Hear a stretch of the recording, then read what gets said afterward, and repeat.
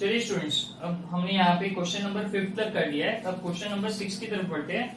Question में दिया है find the coordinates of the mid point of the segment joining the points 22, 20 and 0, 16।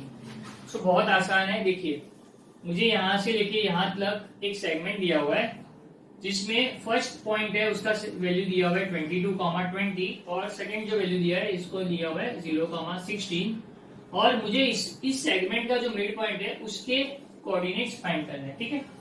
सो आप सबको पता है कि फर्स्ट वाला पार्ट होता है x1 y1, ये फिक्स रहेगा। ये वाला पार्ट x2 y2, ये वाला पार्ट भी फिक्स रहेगा। और ये वाला पार्ट क्या होता है x, y, ये भी फिक्स रहेगा। ठीक है।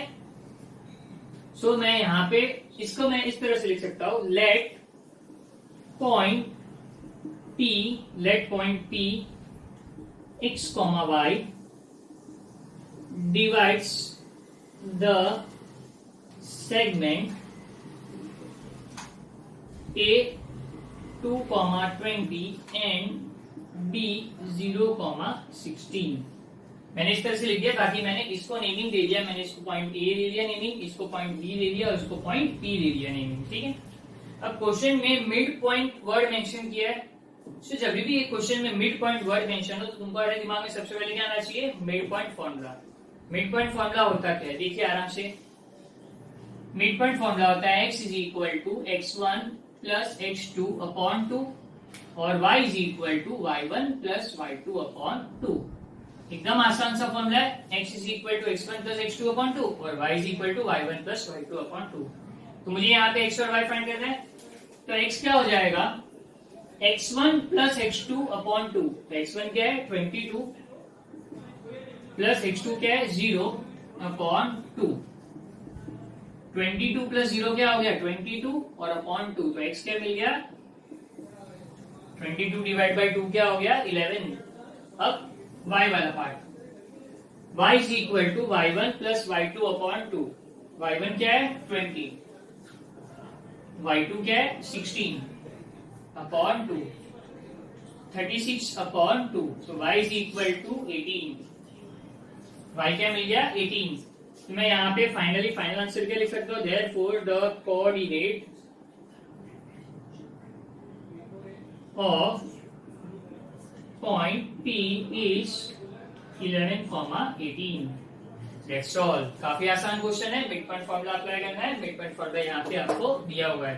कब पता चलेगा सेक्शन फॉर्मूला करना है, कब पता चलेगा मिड पॉइंट फॉर्मूला करना है, जब क्वेश्चन में क्लियरली रेशियो, कुछ भी रेशियो दिया होगा, 1:1 के अलावा कोई भी रेशियो दिया होगा तो सेक्शन फॉर्मूला से हो जाएगा, अदरवाइज मिड पॉइंट फॉर्मूला से।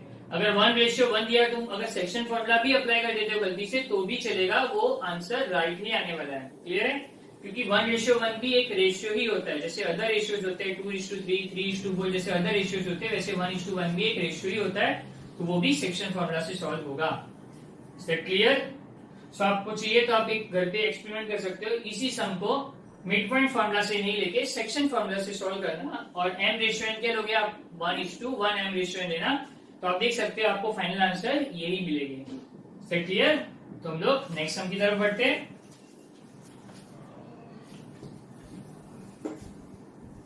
तो अभी तक मैंने ये एक्सरसाइज में सेक्शन फॉर्मूला सीखा और मिड पॉइंट फॉर्मूला सीखा।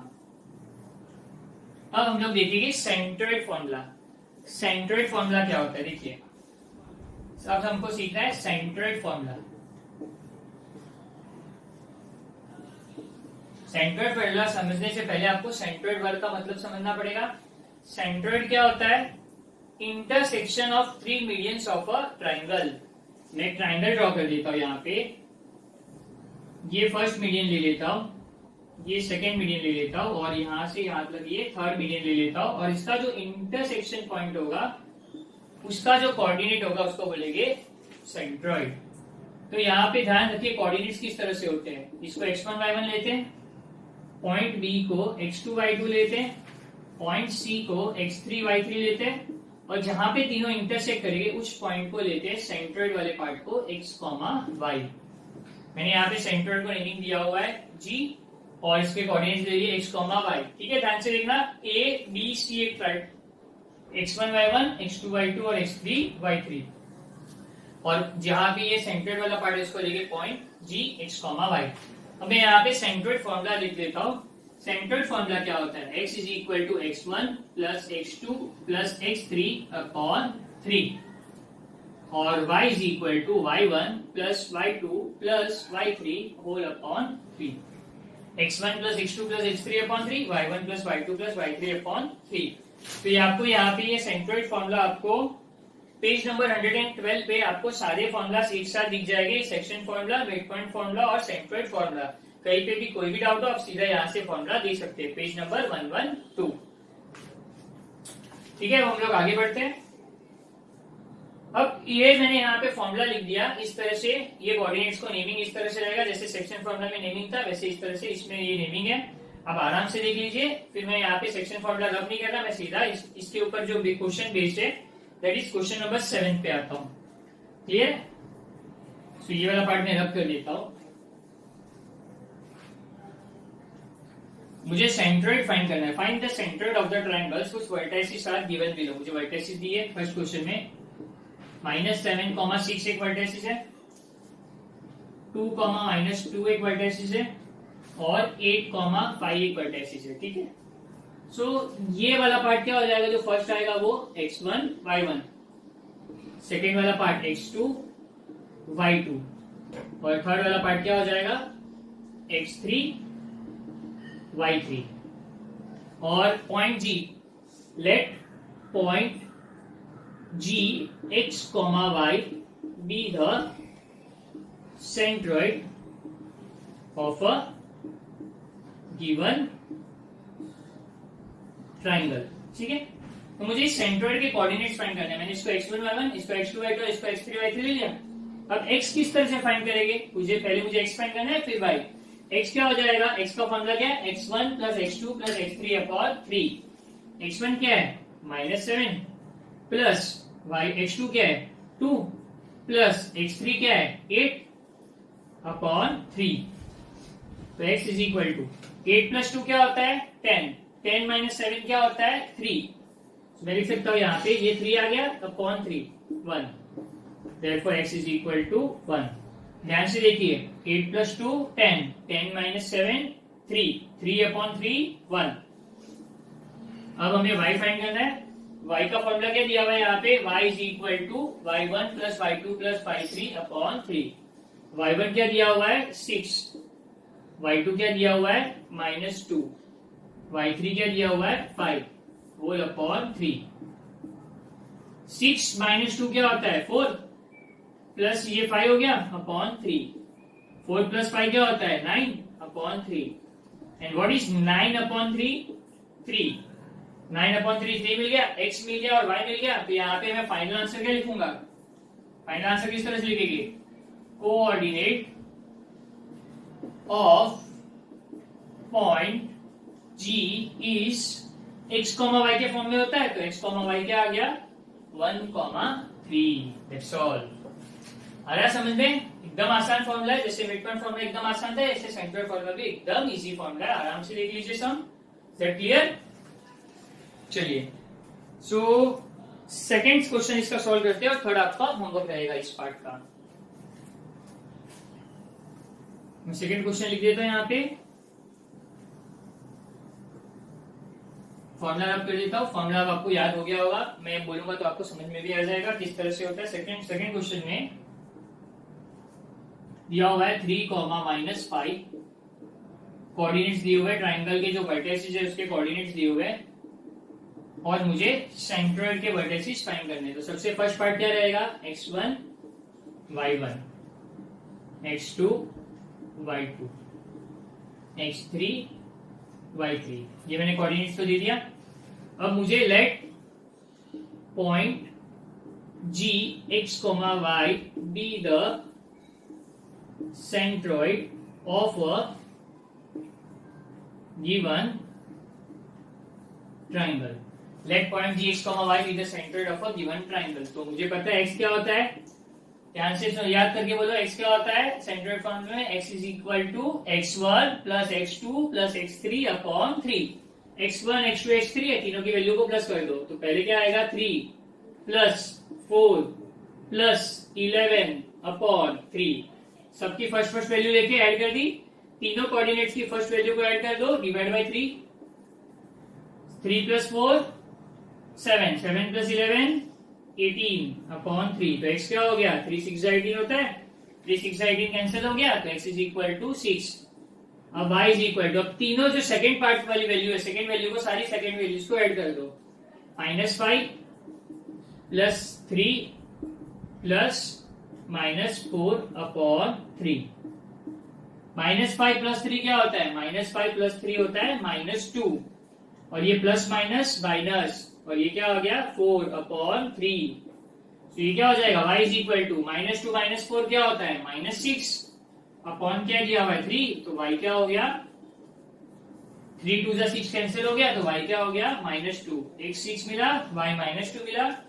तो मैं यहाँ पे फाइनल आंसर क्या लिख सकता हूं, coordinate of point G is x, y के फॉर्म में होते कोऑर्डिनेट्स, तो x इज 6 और y इज -2।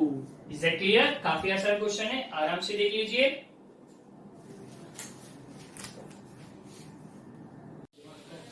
चलिए स्टूडेंट्स, क्वेश्चन नंबर 8 की तरफ बढ़ते हैं। ठीक है, क्वेश्चन नंबर 8 में दिया हुआ है, in triangle ABC point G is the centroid. Okay, clearly mention है point G is the centroid. पहले मैं पॉइंट A ले लेता हूँ। पॉइंट A के कोऑर्डिनेट क्या दिया है, -14, 19। पॉइंट B के कोऑर्डिनेट दिए हुए है 3, 5, और C के कोऑर्डिनेट, पॉइंट C के कोऑर्डिनेट मुझे फाइंड करना है, तो मैं इसको इस तरह से लिख देता हूँ।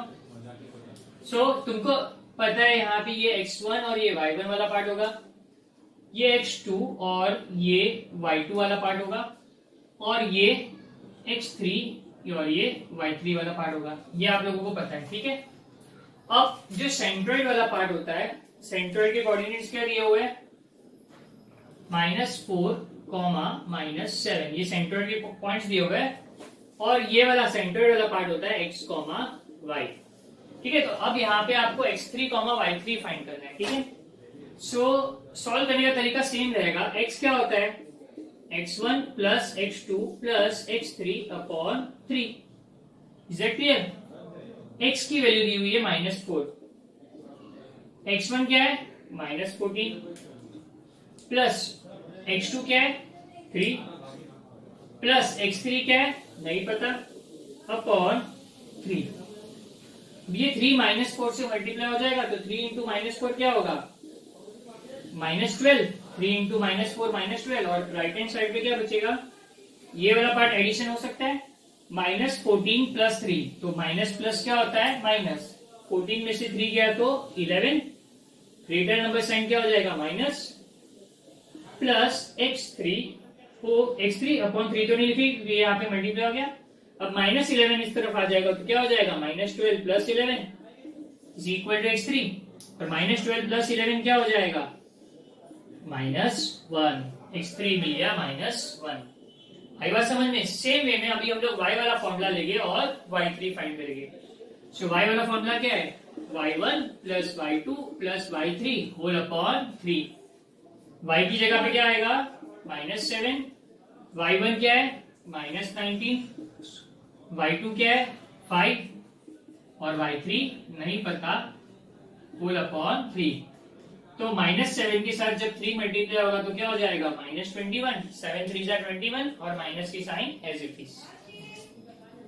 अब -19 प्लस 5 क्या होता है, माइनस प्लस माइनस होता है, तो 19 में से 5 गया तो 14 बचा, ग्रेटर नंबर साइन क्या है माइनस, और प्लस क्या है, प्लस है यहाँ पे y3। अब ध्यान से देखिए, ये -14 इस तरफ आ जाएगा तो क्या हो जाएगा +14, ये हो गया -21 plus 14 is equal to y3। -14 -21 plus 14, तो माइनस प्लस क्या होता है माइनस, 21 में से 14 गया तो 7 बचेगा, और ग्रेटर नंबर की साइन माइनस आ गई, तो y3 क्या मिल गया -7। सो फाइनल आंसर मेरा क्या होगा, coordinate of point C is x, y के फॉर्म में होता है, x3 क्या है -1, y3 क्या है -7। Let's solve. काफी आसान क्वेश्चन था, आराम से देख लीजिए, कोई दिक्कत नहीं होगी। सो क्वेश्चन नंबर 9 वाला पार्ट आपका होमवर्क रहेगा। आपको सेम फॉर्मूला लेना है, x is equal to x1 plus x2 plus x3 upon 3 और y is equal to y1 plus y2 plus y3 upon 3। जब x वाला पार्ट आप सॉल्व करोगे तो आपको x की वैल्यू मिल जाएगी और जब y वाला पार्ट आप सॉल्व करोगे तो आपको k की वैल्यू मिल जाएगी। That's it, as simple as that. ये हम देख के आराम से सॉल्व करना। 9 वाला क्वेश्चन होमवर्क रहेगा आपका, ठीक है। और आगे जब हम देखेंगे यहाँ पे 10th 11th 12th ये सारे क्वेश्चन लेंथी क्वेश्चन है, कम से कम एक पेज है और कुछ क्वेश्चन है एक पेज के और कुछ क्वेश्चन के सोल्यूशन दो पेज के सोल्यूशन है। सो बेटर ये क्वेश्चन हम लोग वीडियो में ना करते, जब हमारा लाइव लेक्चर होगा, जब क्लासरूम में मेरा लेक्चर होगा तब मैं आपको ये समझाऊं, तो इससे ये आपको एकदम क्लियर हो जाएगा कि उस टाइम पे आपकी जो डाउट्स होगी क्वेरीज होगी वो भी एट अ टाइम सॉल्व हो जाएगी। सो ये 10th 11th 12th क्वेश्चन हम लोग क्लासरूम में सॉल्व करेंगे। तो इसी के साथ हमारा ये एक्सरसाइज खत्म। देखिए